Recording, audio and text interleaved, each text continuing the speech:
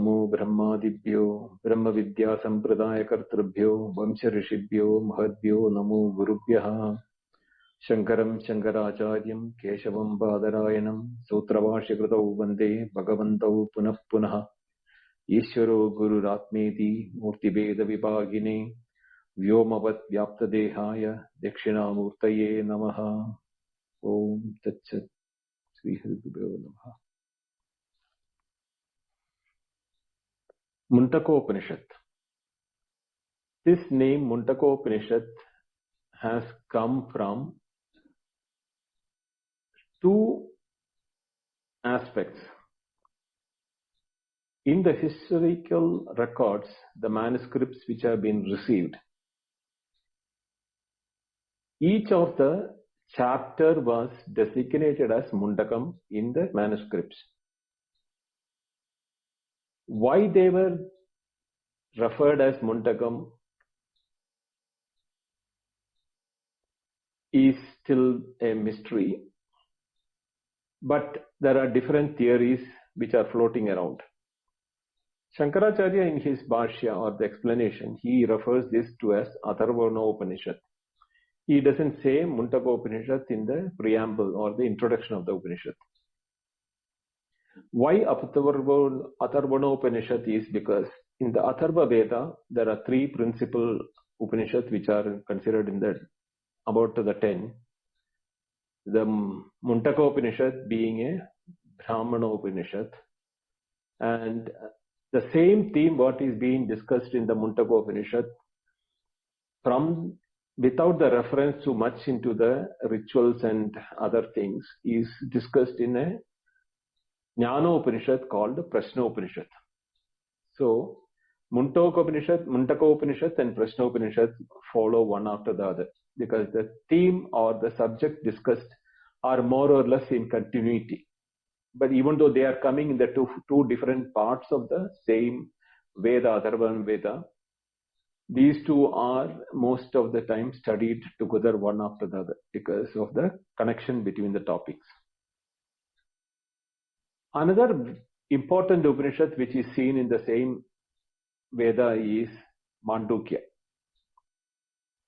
Even though that is the shortest of all the Upanishads, but that is pregnant with such information or philosophy that the philosophers of yesteryears have spent much time in decoding the words and getting the philosophical imports of those sentences.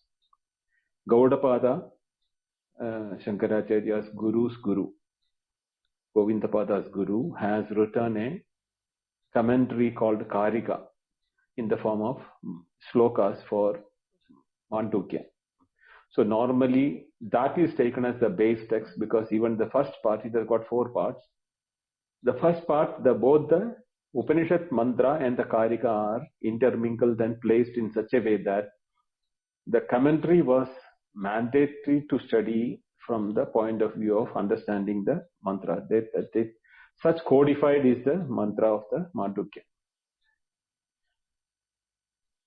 Whereas Mundaka Upanishad is divided into 3 Mundakas, and each part has 2 khandas.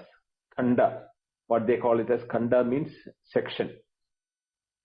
3 chapters, 2 sections in each. The first section has 9 mantras, which sets the ground or the scenery or the complete subject matter for the entire Upanishad in these 9 mantras. Out of that, first 2 mantras are only on the lineage. And the second section, second khanda, has 13 verses which talks more on the philosophy. Then the second Mundaka has first chapter having 10, second chapter having 11. The third one is, first one is having 10 and the second part having 11 verses. Totally 64 mantras are in this Upanishad. Even though this Upanishad has got a metrical aspect for chanting the mantras. There are some places which it has deviated from that, which is why it may not be possible for anybody to chant like how Taittiriya, which is a very rhythmic and set in a proper meter for chanting. So most of the Mundaka Upanishad, some places you can rhyme it, some places you will have to read it. And why the name Mundaka has come, that let us look into the latest different theories which are floating around. There is a belief in certain school of philosophers among the Upanishadic tradition that Mundaka, normally the literal meaning is a barber or a shuraga. To indicate that it shaves off avidya or ignorance from the listener.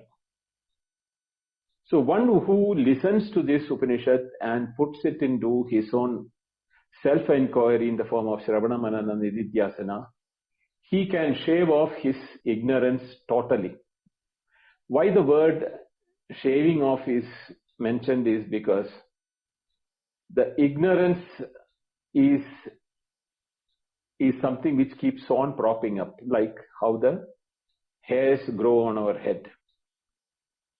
So after a number of shaving only, that hair stops growing, which you might have seen that. But in some places it still keeps growing.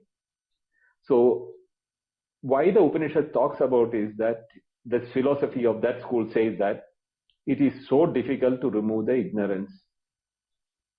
And the another school of philosophy says that this philosophy mentioned in this Upanishad is anti-tradition or anti-karma vidya, where the rituals are mentioned.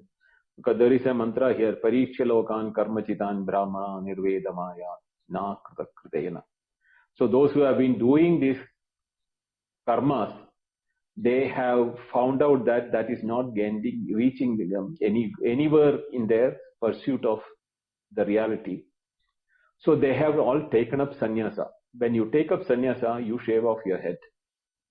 So they say this is a Upanishad which should be studied only by the sannyasins. That is another school of thought which is there.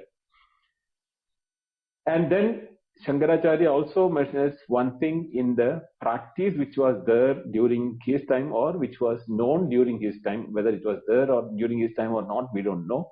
But he has referred it in his Bhashya saying that there is something called Shirovratam. Now, what exactly the Shirovratam we have lost in the history. Nobody knows it today. Nobody has any record as to what exactly is there. But people have imaginations, and they said that there is two methods in which Shirovratam is done. One is by keeping the hand on the head while studying the Upanishad, so that you get ultimate concentration on to listening what the teacher is saying. There is another school which says that after shaving of the head, there is some sort of a arrangement done on the head, so where you can keep a mud pot in which hot oil and a burning lamp is kept, so that the attention will be such that he will not be able to move his head or even do anything, fearing the hot oil, and the lamp will fall on the brahmachari's body.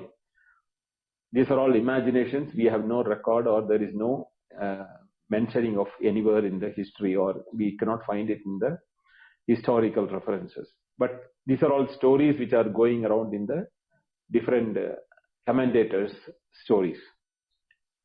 So that being the background of Mundaka Upanishad, what is important to us in the modern times is that here is that teaching which very clearly gives us both the interpretations of what is the normal knowledge and what is the higher knowledge.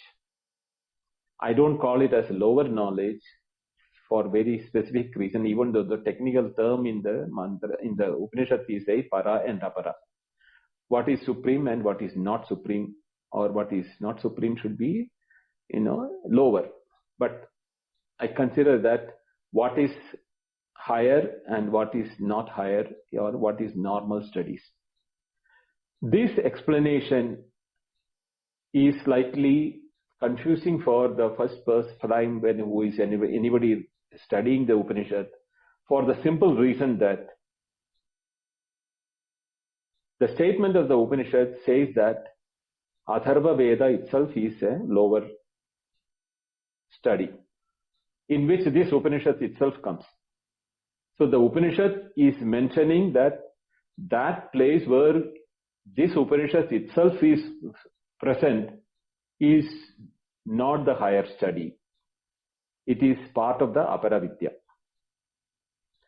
So this can be confusing. Then why are we studying? And all those such questions can keep coming into the mind of the people. But the explanation, if you go into the details of the mantras, we will know exactly why it is said so. So without wasting much time, let us get into the mantras of the Upanishad, starting with the Shanti mantra. As usual in all Samaveda mantras, this is one of the famous Shanti mantra. Om Bhadram Karnebi Shrunuyama Deva Bhadram Pashyema Akshabish Yajatraha Stirai Angaihi Tushtuvahum Sastanubihi Vyashema Devahitam Yadayuhu Swastina Indro Vriddashravaha Swastina Pusha Vishwavedaha Swastina Starshyo Arishtanemihi Swastino Brihaspativ Dadatu. Om Shanti Shanti Shanti.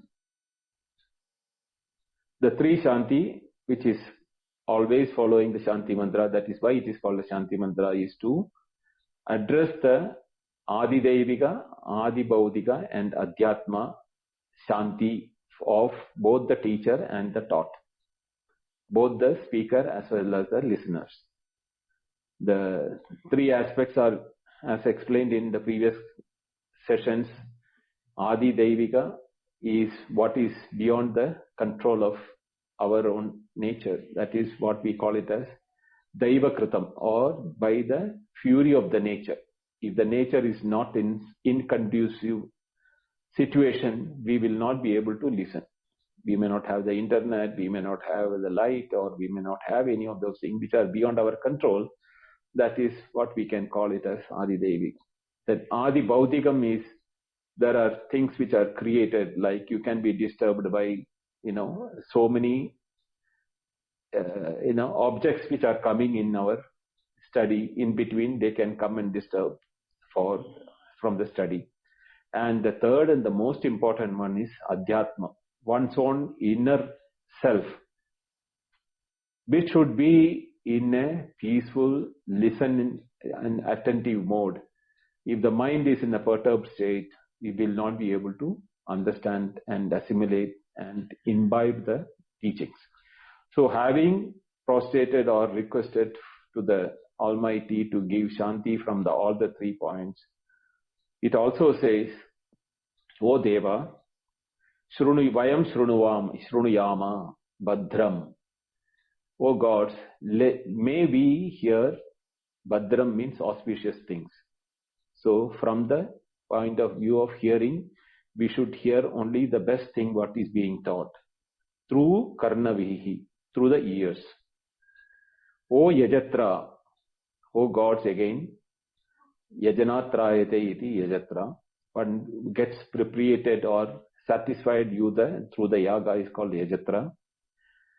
Pashema Bhadram Akshibihi, may we also see auspicious things through the Akshibihi, through the eyes. Here you have to take both the physical eye as well as the inner vision. Tushtuvasam Tanubihi, glorifying you, Tushtuvasam, Tanubihi, through the bodies of the Vedas. Tanubihi here stands for the Vedas. Even though Tanu means normally is for the body.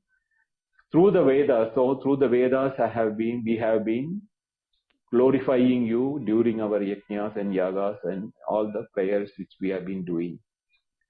May we have stirai angai, with healthy limbs, Vyashema, may we enjoy Ayuhu, full life. Let we have all the health during the entirety of the life so that we are able to study and practice these learnings throughout the life. Yat Devahitam, Indra Devahitam, what is allotted by him through Indra, Vriddasravaha, the great flame of sun, Datatu na swasti, bless us with auspiciousness. Vishwaveda Pusha, may the sun also shine on us during the studies. Swasti, again bless us with auspiciousness. Tarshya is may Garuda.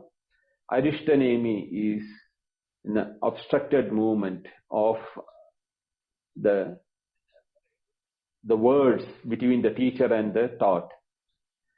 Swasti Naha, again bless us with, let Brihaspati, the great Brihaspati, the intellect, the teacher of the Devas, may he bless us through the Guru Parampara so that we are always Vastina, we always be auspicious. Om Shanti, Shanti, Shanti. This is the meaning of the Shanti mantra. Now, the Upanishad starts with first two mantras, which gives a lineage of this great teaching, how it has reached in through the parampara, the Guru Shishya parampara, which is referring here. You will see that all of them are here seen as Grihasthas. And Grihasthas are the one who have been carrying out this tradition of knowledge. So it is not right to say that Mundaka is only for sannyasis. If you are looking at the Guru Shishya Parampara, which is mentioned in the first two mantras, it is starting with Brahma Devanam Pratamaha Sambhavuva Vishwasya Karta Bhuvanasya Gopta Sa Brahma Vidyam Sarva Vidya Pradishtanam Atharvaya Jeshtaputraya Aha. This is the first mantra. So, what does he say? Brahma Devanam Pratama. The Brahma here is not Brahman of the Atma Brahman. It is talking about the Chaturmukha Brahma, or the creator of Brahma, who has Swambhavuva. He was the first creation who created himself. So, he, having taken shape of the creation, started the creation thereafter. And he, from his point, he is the only one which was available. So therefore, Atharvaya Jeshtaputraya Praha. So he transferred, or he explained this Upanishad through his teachings to his eldest son, Jeshtaputraya. So Jeshtaputraya is, who is the Jeshtaputra here? Atharvaya. That is why the Atharva Veda is also called, from the point of view of Atharva Veda, is in that category only. That is why it is to be seen as a tradition from father to son, which can be seen only in this type of what you call tradition of householders, where they give this tradition from the father to son, where the son becomes the student. In the case of Brahma, who was the first creator, his own children are the first created ones. So therefore, what he gave to Atharva is what is to be seen as the complete Atharva Veda, not just this Upanishad alone. That is what it is to be seen as the beauty of this first sentence itself. Brahma Devanam Pradama Sambhuvavuva, and then Jeshtaputraya Atharvaya Praha. Now, how there are descriptions of each one of them. Vishwasya Karta Bhuvanasya Gopta. That is a adjective going for Brahma. Vishwasya Karta. Vishwa means the Loka. The entire Loka. Vishwasya Karta means he is the creator of the entire world. Bhuvanasya Gopta. The hidden, or the what you call the most secretive creation, because how he created is a secret. We do not know how the creation took place. But we are only able to see the created, not the act of creation. We will see that how he tells how he created the world. In the mantras, in the first chapter, first section itself, he explains that. The Brahma who has told to Atharva tells that, how the creation took place. So, but at this stage, it is a Gopta. It is a secretive thing, how the Bhuvana, or how the world, Bhuvana means where, you can stay. Bhavati, Bhu, Bhavane, from that is it. Where you can say the residing takes place. It need not be Earth alone. The entire cosmos where the planets are all reside. Vishwasya Karta. So the entire cosmos is under the creation of one who has Sambhavuva, who has created himself first, and from there. So that is where the description of Brahma is happening. And then there is other set of two words, Brahma Vidyam Sarva Vidya Pratishtham. These are adjectives, adding to adjective and the exemplified. Brahma Vidya. It is the knowledge of Brahma. Of Brahma Vidya, here the Brahma Vidya can be taken as two things. Brahmena Proktam. The what teaching Brahma taught can be also called Brahma Vidya. What is being taught is a subject called Brahman. So therefore, that subject of the teaching also being Brahman, then also you can call it as Brahma Vidya. So therefore, you should understand that the Brahma Vidya has got two different meanings, but that two different meanings are reduced into one important one by saying that Sarva Vidya Pradishtam. Sarva Vidya Pradishtam means that is the basis. Pratishta means the substratum or the foundation of Sarva Vidya, of all knowledge. So that knowledge which Brahma taught his eldest son Atharva is the foundation of all knowledge what is known to anyone, any created one. Anyone who is in the creation. So that is the first mantra is mentioning that, and then talks about the lineage. Then for Atharvana, what happens?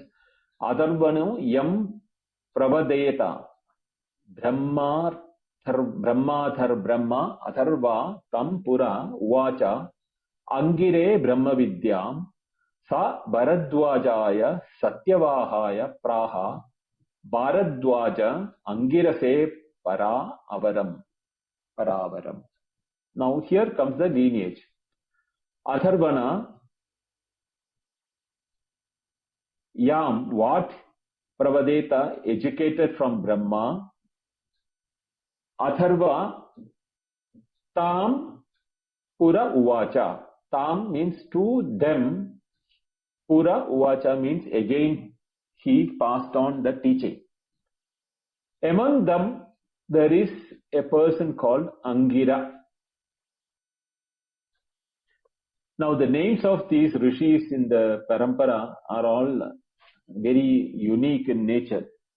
For example, we can see that is why in one of the commentators uses the Mundaka is the name of a teacher. Even though he may not be a barber by nature, but his name could have been Mundaka. But there is no what you call lineage which is mentioned as Mundaka lineage, like Katha-Upanishad, Kataka is one thing, and Shaunaka. There are different lineages which are being mentioned in the Upanishads or the Vedas. Such a lineage is not mentioned in the case of Upanishad. But then there is the name Shunaka also. Shunaka in the literal sense is dog. So Shunakasya apatyam puman, Shaunaka. Shaunaka is the name of a rishi who is the son of Shunaka. Shunaka in the literal meaning is a dog, but then that is not the way in which in the Vedic period it was there. It was the name of a rishi whose son is then known as Shaunaka.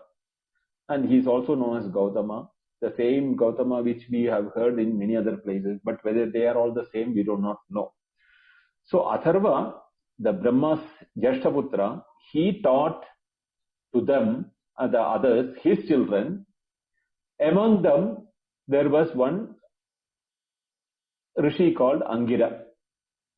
Brahma Vidyam sa Bharadwajaya Satyavahaya. Now, that Angira, the son of Atharva, or the student of Atharva, Satyavahaya Bharadwajaya. Satyavaha is one who carries always truth with him. He never once Satyam Bahati. So he never deviates from other than telling the truth. Such is the name or the what you call title given to the son of Bharadwaja, who is known as Bharadwaja.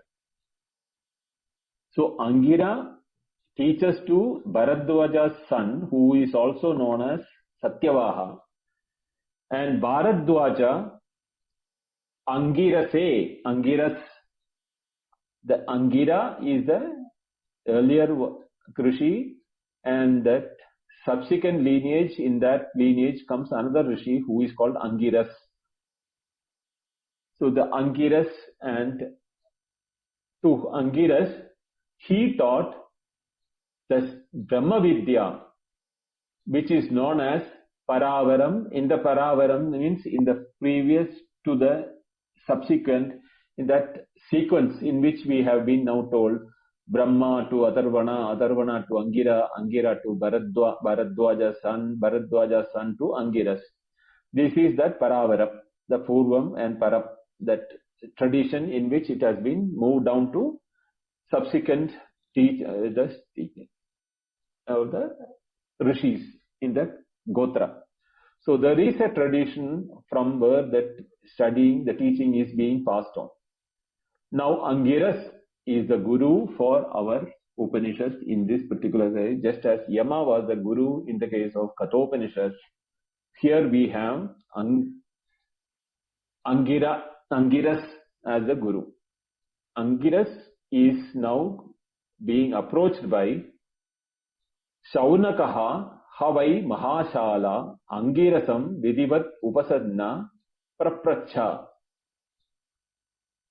Kasminnu Bhagava Vijñāte Sarvamidam Vijñātam Bhavati Iti. Like any other Upanishad, here we have a starting question for the Upanishad based on which the entire Upanishad is built on. In the Katha Upanishad, we knew that what Nachiketa asked Yama as the third boon. I heard that after death there is something, some say there is nothing. You are the Lord of death. Nobody other than you who can tell what is the truth, was the question in the case, based on which what happens after death was explained in Katha Upanishad. In the Kena-Upanishad, the question itself is the beginning. Keneshitam patati prekshitam mana kena prana pradama predi yuktaha keneshitam vajamimam vadanti chakshutshotram kahudevo yunakti. So that was the question based on which the entire Kena-Upanishad was explained, and that is the crux of that Upanishad. Same way, in this one, the Shaunaka or Shunakasya Apatyam Puman, the Shunaka Rishi's son Shaunaka, he is also known as Mahashala. The term Mahashala is very, very typical to a householder whose Yajnashala is not ordinary Yajnashala. That is why it is given a Mahashala. Simultaneously, such a person can do 108 Yajnas going inside the Shala which he is having in his household. Only such people are given the title of Mahashala. So you can imagine how much of a Karmakandi or the ritualist that Shaunaka was there when he approached Angiras with a question. And he goes Vidivat Upasanna. He goes to Angiras, the Guru, even though he himself has been a great Yajna, Yajnadana Tapak Karma. All those has been done by Shaunaka. But he still had that question which in him to know that he goes to Angiras, he knowing very well that in the tradition, Angiras has been taught this from the Brahma's tradition. So to know that, he goes to Angiras, Vidivat, with all the proper practice which was there for the approaching a guru in those days. Sa gurumeva bigachet samitpani shotriyam brahmanishtam is how it is mentioned that. So he goes with the samitpani, with that proper etiquettes of approaching a guru, upasanna and approaching, he prapracha, he asked the question. Kasmin nu bhagavaha vijñāte sarvam idam vijñātam bhavati. Now this one sentence can be highly philosophical. At the same time, it may not give any meaning if you look at the superficial level. Kasmin is a question mark in Sanskrit, which means in which. It shows that the locative question, it is a question on locative, where or in which that meaning can come. But if you look at that, we have a confusion. How can there be a knowledge in something? Or is it, the question being asked is it only for the permanent point of view? The subsequent verses, idam vijñādam, all this becomes known. So how can all this be included in one thing? Nu is standing for nanu if before a question mark normally in Sanskrit we have nanu, because like that. So when we say so that way. Kasmin, hey Bhagava, hey Master, and he is addressing Angiras. In which knowledge vijñāte, or that is that both are in the locative words. Kasmin and vijñāte is saptami ekavachanam or locative. In which knowledge is the knowledge of everything? Very simple question. He wants to know. There are many knowledge outside, many things which he has studied. He has studied all the 4 Vedas and the Upavedas, Sangas, all those things, and he is still not very, very satisfied with the knowledge which he has got. So he asked that, I have heard, Master, that there is some knowledge which you have learned from your tradition, from your forefathers, from starting from Brahma, knowing which or in that type of a knowledge in which the knowledge about everything is possible. Now here we have to really look at it in two different ways. When we say knowledge, physics, chemistry, maths, or any knowledge for that matter, language or music or anything, there is an aspect of certain peculiarities of that knowledge only we are covering in that study. For example, if you are studying physics, we are studying only the matter and the physical properties of the matter. If we are studying chemistry, we are studying not the physical properties, but more on the chemistry of the product. If we are studying music, we are studying more on the melody and the inundations of notes up and down. Like that, if you look at it, any subject, there is a peculiarity or a particularity of a subject which we learn in the process of learning anything in the world. But we are still not knowing anything or any subject or any teaching in which the particularities are not there, but the entirety is known. So the sarvamidam, that word shows that when I say idam means it is this. So he has removed all particularities of everything. He is not talking about the sun, moon, human being, animal, bird, tree, fountain or anything, nothing like that. Anything which I call as this other than me is this for me.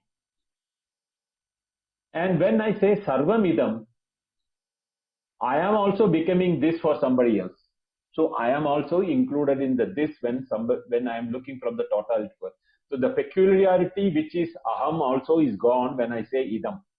Or when I say I also is a this for somebody else. So I am also part of this. So there is only this which is available, and that this without any peculiarity or particularity or any adjectives with which I can differentiate between one to another. Everything can be comprehensive in one word called this. So sarvamidam stands for the entirety of experiences or the knowledge. Vijnadam bhavati becomes known. So vijnade vijnadam bhavati. In knowledge, knowledge takes place. So here you have the beauty of it. Knowledge can take place only in knowledge, not outside the knowledge. So question is very simple. Oh teacher, tell me in which knowledge can I get knowledge about everything? Simple question. But the entire Upanishad is an answer for that. So, Angiras Tasmai Sahovacha.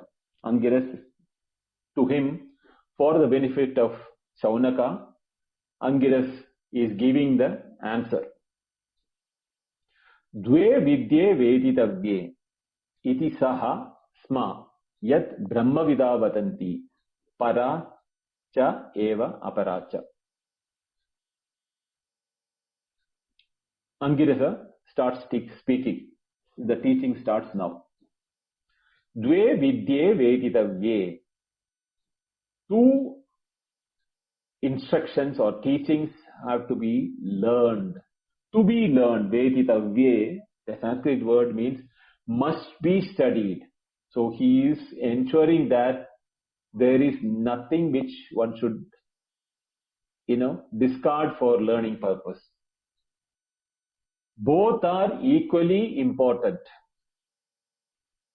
So the misunderstanding or the misguided belief which we have that only Brahma Vidya should be learned or the Upanishad or all those things only should be learned is removed by this statement of the student of Brahma who created the world itself is saying that There are two types of knowledge, two dve vidye, veditavye, both has to be studied, must be studied. Iti yad brahma vida vadanti. Those who have known Brahma, known the knowledge. Brahma, here the Brahma Vida is to talk about the entirety of the knowledge. Brihatvat Brahma, the totality of knowing, in whom that totality of knowing is called a Brahma Vida. Brahmavid Brahmaiva Bhavati. So he becomes Brahma in the form, he becomes everything. So therefore, Brahma Vidaha, the word Brahma Vidaha here is indicating about that people or such people who have identified themselves with everything in the Brahma, in the creation. Te vadanti, they say that there are two types of knowing to be acquired in this world. Para cha eva aparacha. They are called para, mean extreme or supreme, aparacha, the other. So he doesn't give any detail as in this sentence. He only says that, dear, my dear, you should understand there are two knowledge, two streams of knowledge, both have to be studied, and they have been categorized as para and apara by those who have done that before me or before whoever has studied that. So he has given that, and then he starts that tatra para, tatra apara. There, the apara or the other knowledge, not the higher knowledge, the other knowledge includes Rig Veda, Yajur Veda, Sama Veda, Other Veda, Shiksha, Kalpa, Vyakaranam, Niruktam, Chandaha, Jodisham, iti. This is the first statement.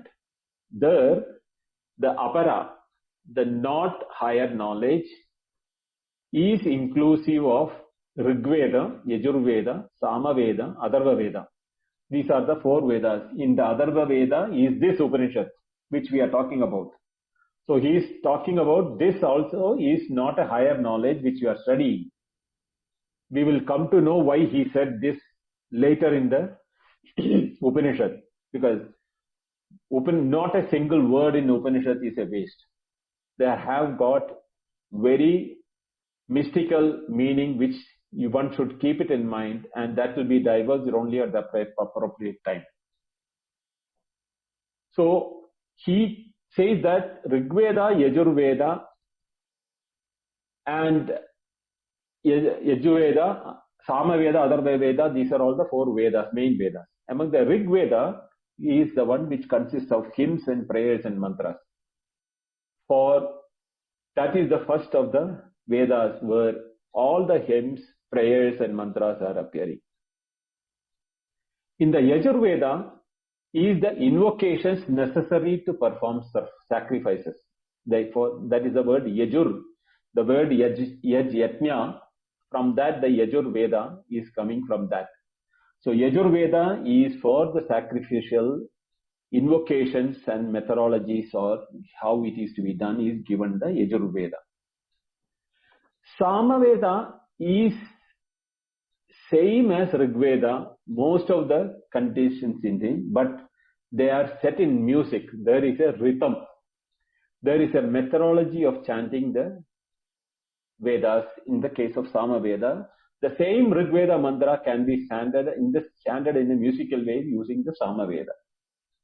The Atharva Veda consists of material that may be regarded as a sequel or an appendix to the three Vedas which have been mentioned, because it is also considered as one of the later Vedas. When the Vyasa has decoded there was supposed to be only Rig Veda once upon a time. Then it was made into four for the purpose of categorizing to what are the purposes of each of these mantras which were appearing in Rig Veda originally.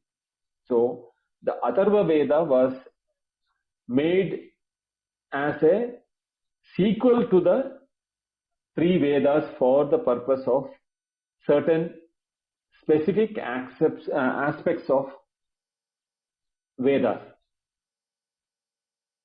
And these four Vedas are not easy to understand. The language is called Vaidika Sanskritam. It is not the ordinary Sanskritam classical language of which we see it in our literary forms and the modern Sanskrit usages. They are very, very cryptic, and the language, even the grammatical rules are different for them, and they have got very deep mystical knowledge in this. So one has to, when you want to studying that, there is a requirement for preparing for studying the Vedas, which is called the Veda Angas. Now, there are 6 Upangas or Vedas, and then there is Angas, and there are 8 Upangas. So altogether 14 are the subsequent, or the what we call sequential studies which one has to do even before studying the Veda. So Anga means limb, or what is required for upholding the knowledge of the Veda. We need to study these 6 auxiliary Vedas or Vedangas. What are they? Shiksha, Kalpa, Vyakaranam, Niruktam, Chandas, Jyotisham. Iti. Now these are all the Upangas or auxiliary studies which one should do before studying the Vedas. Out of the Shiksha is the science of phonetics. We all know that it is beautiful to hear a mantra from any of the Rig Veda mantra or any mantra. When we hear, there is some sort of a rejuvenating feeling when we hear that. Why does this happen? Because there is an art of intonation and modulation which is unique to Vedic chanting. It is supposed to be triggering such nerves in our body which will get an exalted or an elated feeling while listening itself. And those who know the inner meaning or the cryptic meaning or the deeper meaning of the Veda, they can transport themselves to higher realms of experiences. Not only that, if you do a mispronunciation or a wrong type of enunciation, what happens is that the meaning itself can become totally opposite. So for example, there is a famous example which is given in the Shiksha, when we do the study of Shiksha. Indra Shatru Vardaswa. The meaning is Indra Shatru Vardaswa. That is Indra, the Lord, the Indra Deva. Shatru means the enemy. Vardaswa means let him prosper. Now these 3 Sanskrit words, if you are doing in one way, you will get a meaning that Indra,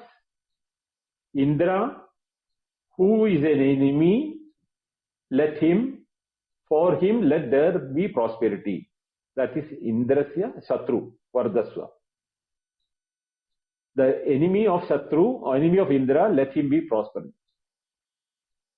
If you do it with a Adhyotata Andodata, that is the intonation which I am talking about. If you do that, the meaning will change from Indra, an enemy of whom, let Indra prosper. So there the Vardaswa will go with the Indra. Let Indra prosper for whom there is an enemy. In the first case it happened, Indra for whom enemy, let him prosper. See, the words are the same, Indra, Shatru, Vardaswa. But the intonation, if you make that intonation, Adhyutata, Andodata, that difference when it comes, the samasa changes. Samasa means the compound word changes. Indra, Shatru is the one word. Even though there are 2 words, Indra, Shatru is one word, Vardaswa is the other word. But when the Indra, Shatru, Indrasya Shatru or Indra, Yasya Shatru, there can be 2 ways. Indra is enemy to one, or Indra is an enemy to whom. Both the meanings can be derived out of that, but the intonation with which we do that makes the change for the meaning of the mantra. That is why Shiksha is an auxiliary knowledge which is equally important for before studying the what you call the Vedas. And then we have Shiksha. Then Panini has given detailed study for the intonation.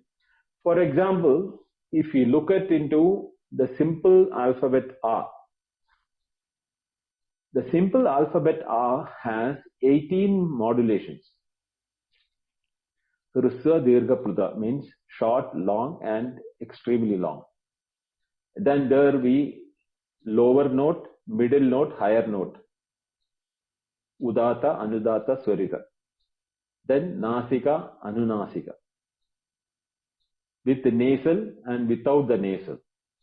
So if you put all these permutation combination, you get 18 modulations of the word A, alphabet A. And what will be the modulation to be used at each place is given by a indication of a mark on the mantras, which you will see if you have officially seen the Vedic mantra book. The modern books may not have the indentation marking done on that. You will find either a moon and with a dot which is showing for Anunasika, mean nasal, or it can be just a dot to show it's an Anuswara, or it can have a vertical line or an underline or without all those things. These are all the way in which they used to mark each vowel. The consonant doesn't have any vowel attached to it by default. But when the vowel is added, the consonant takes the strength of the vowel which is in which it has to be spoken. That is what is given in the Shiksha. Then Kalpa is for the performance, rituals connected with the Vedas. There how the Acharya, the Purohita, the Havana, all those things are mentioned, how to keep the Darbha grass, how the Achamanam has to be done, all those things are, and in details is given in the Kalpa Sutras. The Kalpa Sutras have got 4 subsequent subdivisions which is called Shrauda Sutras, Grahya Sutras, Dharma Sutras and Shulba Sutras. Now each one of them have got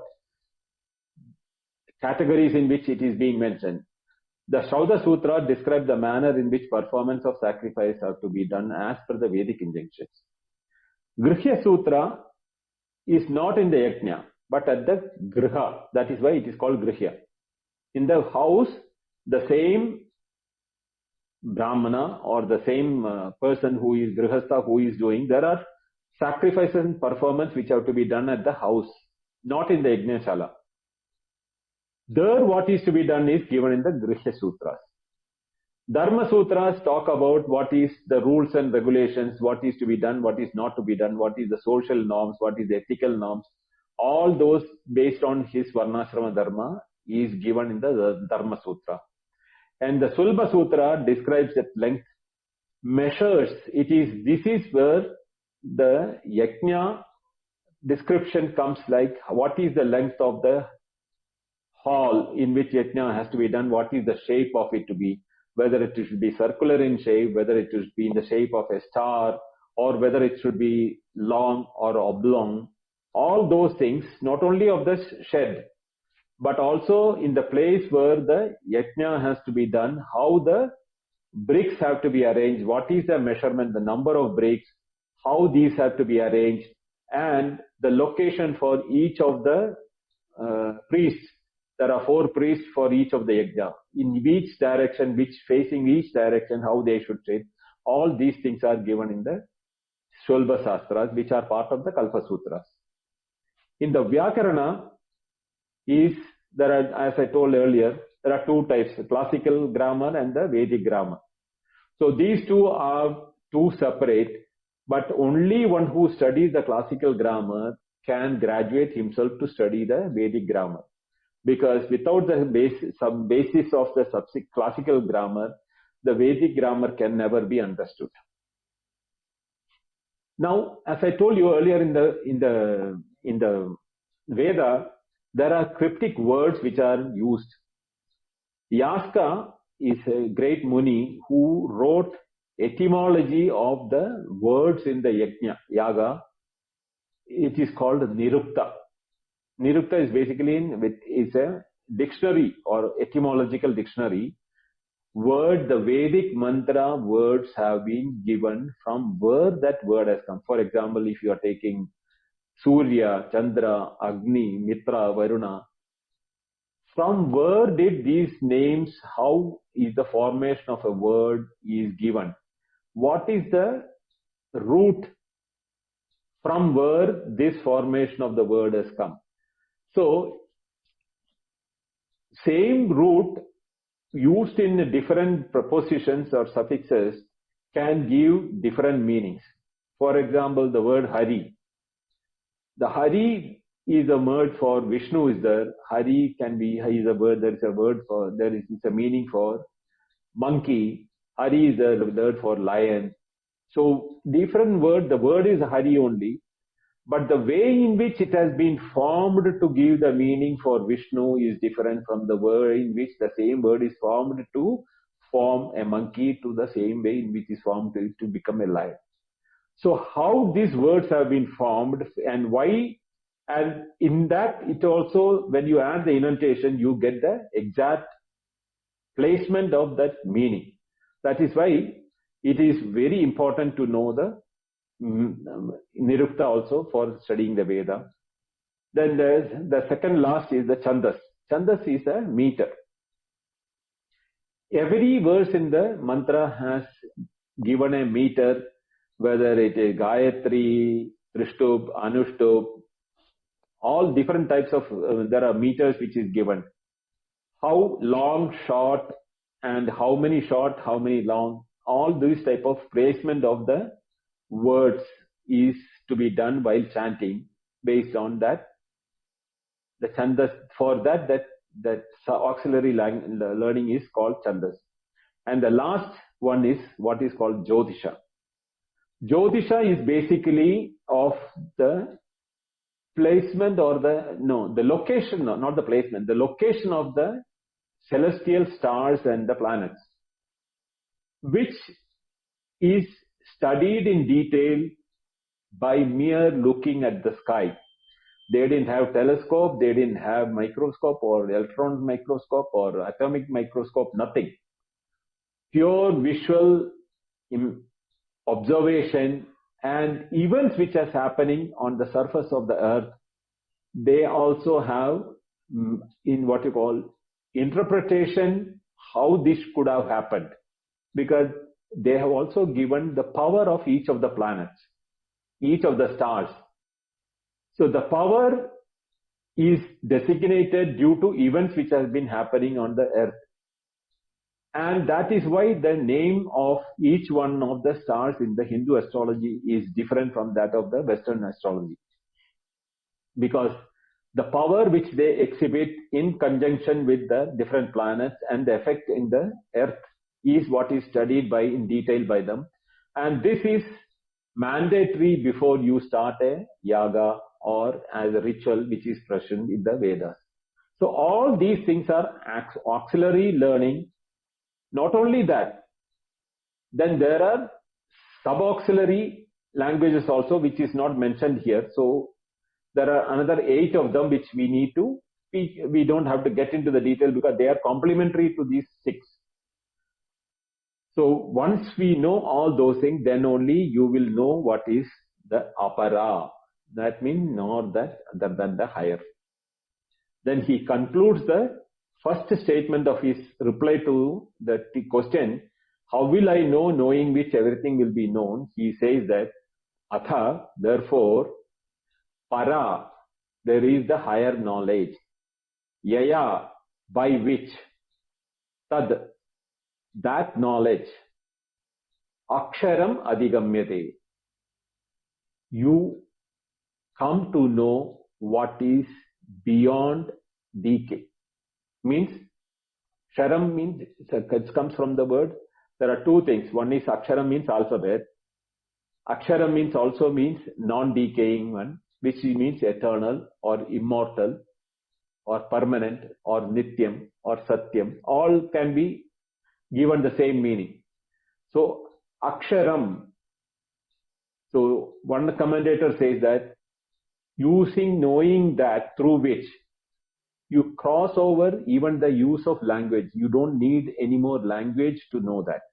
That is why it's aksharam adigamyate.